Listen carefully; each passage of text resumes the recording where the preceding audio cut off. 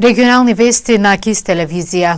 32 годишен тетовец загина, неговата сопруга е тешко повредена во сообраќајка во Скопје.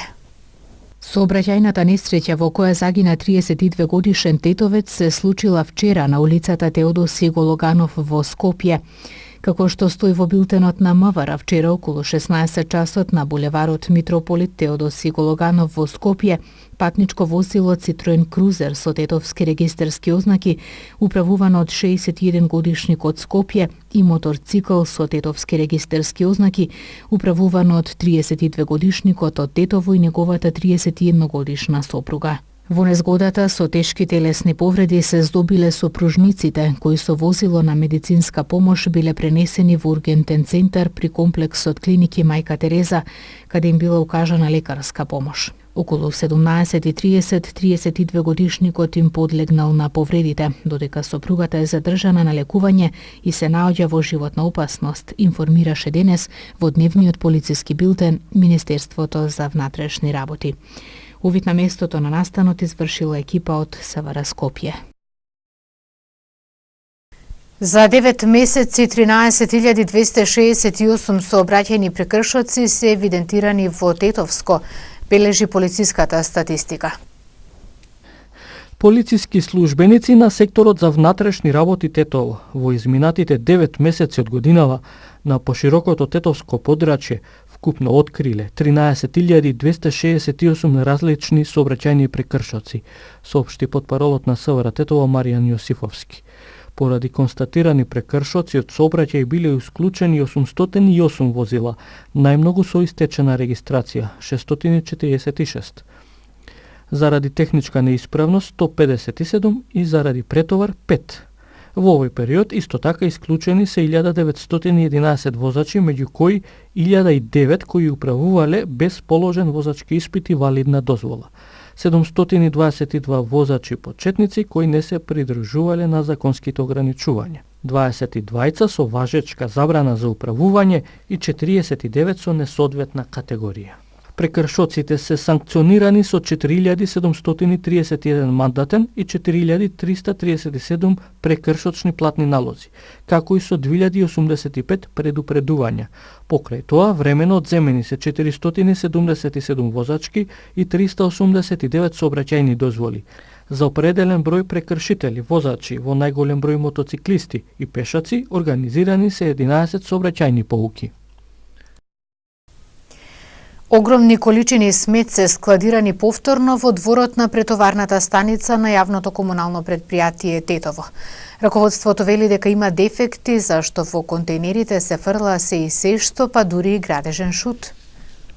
Целиот двор на претоварната станица кај Тетовски требоше натрупан со смет. Нова еколошка бомба во Тетово пак се појави, откако пред 2 години дивата депонија на влезот од градот беше исчистена. Последиците се огромни, велат екологистите. Аерозагадувањето се зголемува, а загрозена е земјоделската површина околу станицата. Нормално дека ова е уште една еколошка катастрофа за земјоделското земјиште што е секаде околу нас и за подземните води, поради тоа што овие отпадоци, значи овие ѓубришта што се наоѓаат позади нас, пуштаат секакви течности во земјата и секакви газови во воздухот.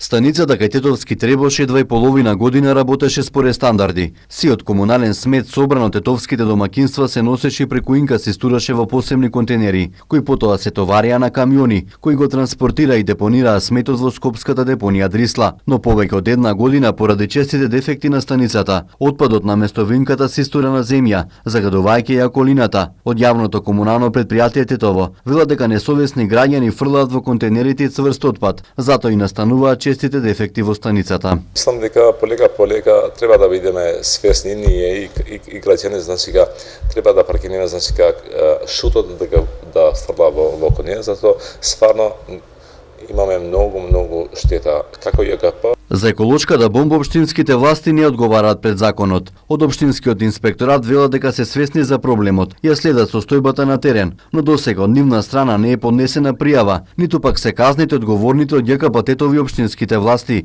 и од Државниот инспекторат за животна средина одлучиле да не го казнуваат комуналното предпријатие. Подобра еколошка слика нема ниту во градот, каде мини диви депони има на секој чекор, претежно околу контейнерите и во стариот дел на Тетово. Годинава на подрачјето на Гостивар до социјалните служби стигнале пријави за 40 на случаи на семејно насилство.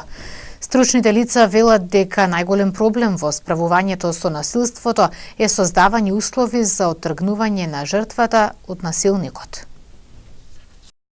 Почетокот на оваа година во Гостиварскиот регион евидентирани се 40 на случаи на семејно насилство.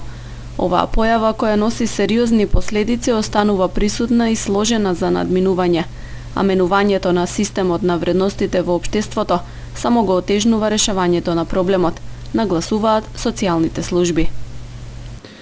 Ако гледаме генерално, можеме да кажеме дека култура имаме која е променлива, која е транзитивна, значи поминуваме кроз една промена на култура, вредностите се менуваат, одиме кон помодерно општество, на кое не сме реално спремни, немаме толку спремност да го прихватиме тој модерен начин на живот, и тука сигурно дека настануваат проблеми. Во некои средини, во некои семејства и со семејно насилство. Искуството на психолозите покажува дека семејствата каде што постојат пороци, алкохолизам, злоупотреба на дрога или пак одредени психички болести, секојдневно се под голем ризик од насилство.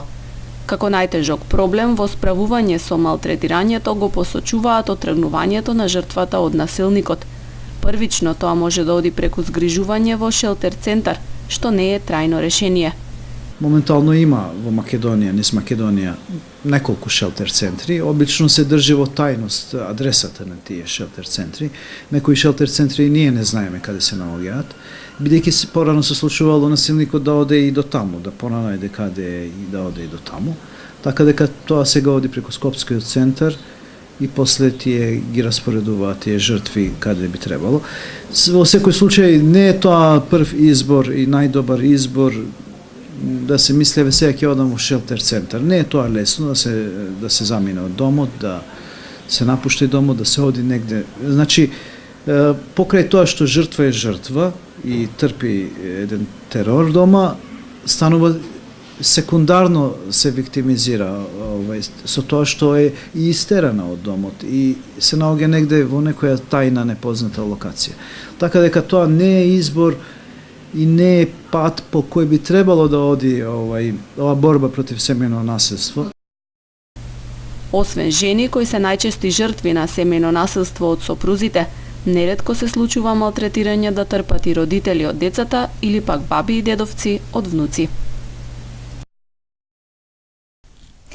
Со цел преку творештвото да се зачува српскиот јазик и кириличното писмо, викендов во Лешок се одржува манифестацијата "Пишуваме и твориме на српски јазик" во организација на Сдруженијето на срби и македонци, културно-уметничкото друштво Бранко Чајка од Тетово. Учесниците денес пишуваа хумористични песни со кои се представија пред присутните.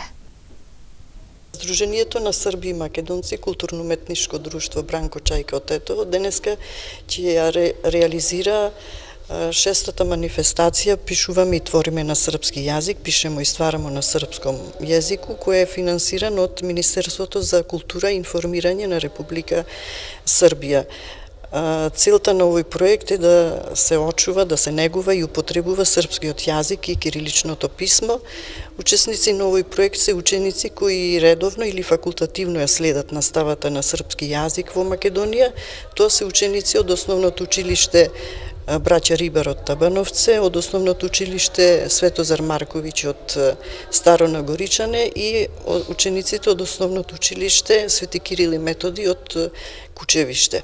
Покрај нив, тука се и ученици кои факултативно го изучуваат српскиот јазик во организација на културно-информативниот центар на србите во Македонија, СПОНА, и учениците кои ја посетуваа наставата на летната школа по српски јазик и култура, која организираше Сдруженијето оваа година за прв пат. На секоја манифестација учениците добиваат тема на која треба да напишат песничка и тие песнички на оваа манифестација имаат свечено читање каде секој ќе си ја прочита својата песничка на српски јазик.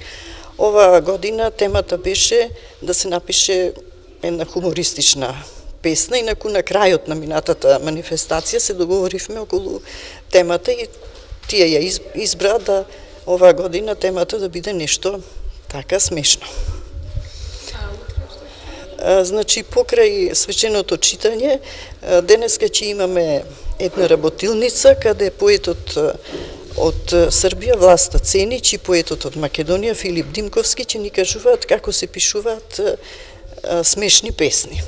А утре ќе се приклучиме на обележувањето на јубилеите на 150 години од раѓањето на Алекса Шантич и 120 години од раѓањето на Десанка Максимовиќ. Ќе има едно предавање за нивниот живот и дело. Учениците со посебни потреби активно да се вклучат во редовната настава, вклучувајќи ги спортските активности, е целта на проектот Инклузивен спорт наша реалност. По тој повод денес во спортската сала во Текстилното училиште во Тетово децата со посебни потреби тренираа кошарка заедно со други ученици. Ние во Тетово како тема ја имаме инклузивниот спорт, што подразбира децата со посебни потреби да бидат вклучени во часовите по физичко. На овој пат сме имале во фокус само основните училишта во град Тетово, бидејќи проектот немало буџет повеќе за да се прошириме повеќе.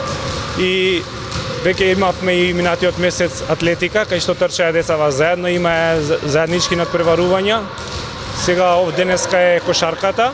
Ќе имаме уште наредна недела уште една активност голбал. Тоа е претежно за слепи лица.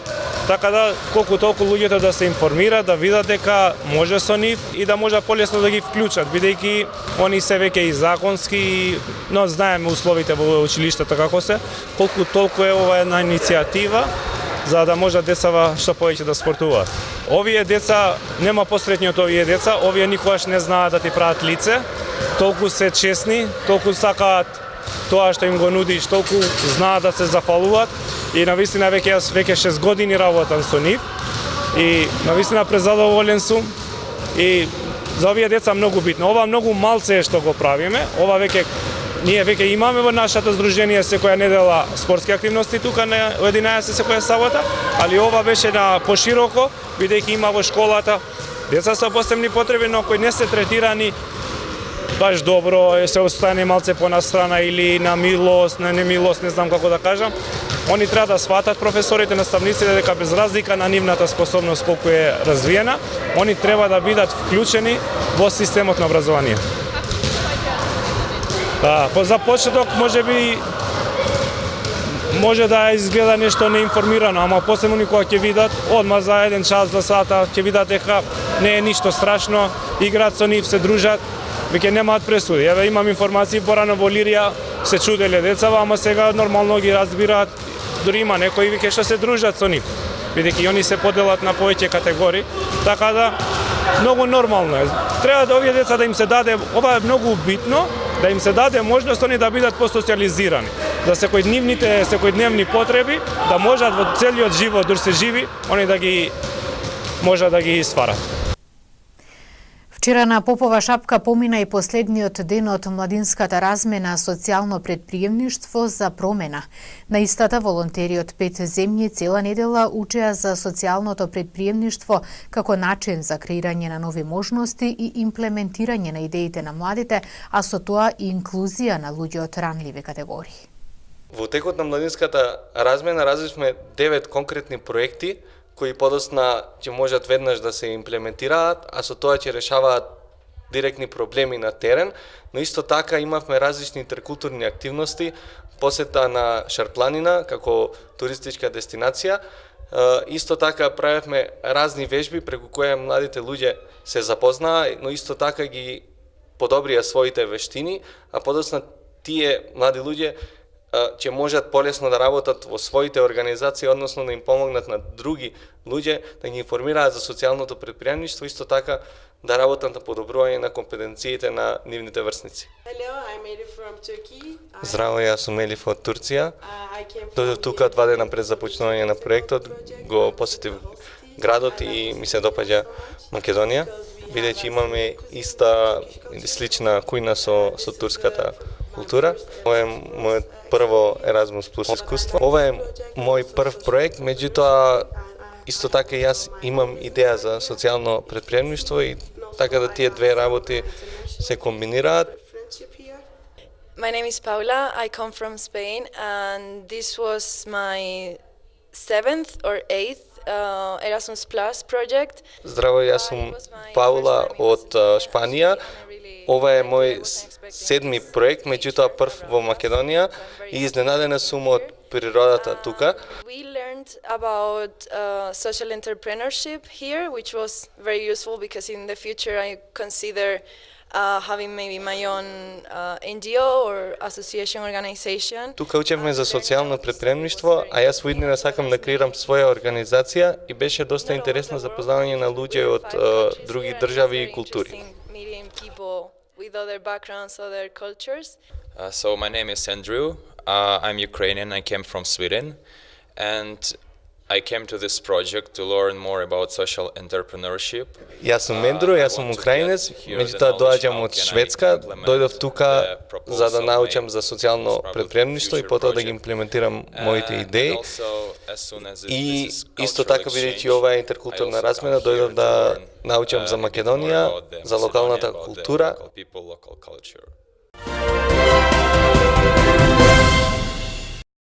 Специјалното јавно обвинителство отвори нова истрага со кодно име Поштенска банка. Станува збор за финансиска истрага во рамки на која 3 од осомничените 9 лица се приведени пред судија на претходна постапка при Основниот суд Скопје 1. Истрагата опфаќа повеќе поврзани настани за сторени кривични дела, перење пари и други приноси од казниво дело. Од член 273 и со истата се опфатени 9 лица. Колес Милевски, Томе Главчев, Радко Димитровски, Викица Поповски, Георги Каратолис, Кирил Јаневски, Зоранчо Митровски, Ристо Милев и Златко Ѓорчев. Во истрагата се опфатени и Љупчо Ѓоргиевски, Маријан Ѓорчев, Никола Груевски, Томе Главчев и Радко Димитровски, но како што наведуваат од ЦЈО, за нив настапила застареност на кривичното гонење за кривичното дело злоупотреба на службена положба и овластување.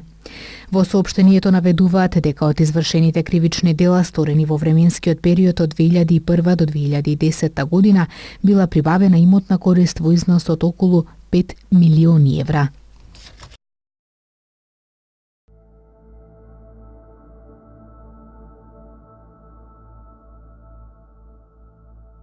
Денес имавме сончево време со умерена облачност. Дуваше и слаб до умерен североисточен ветер. Минималните температури се движеа од 2 до 10, а максималните од 22 до 26 степени Целзиусови.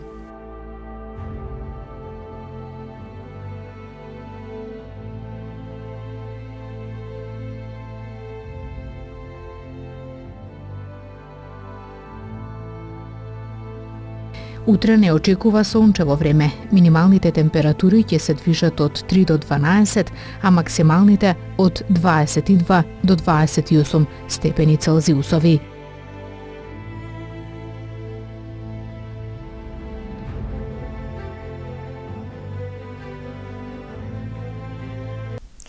Ги гледавте регионалните вести. Благодарам за вниманието.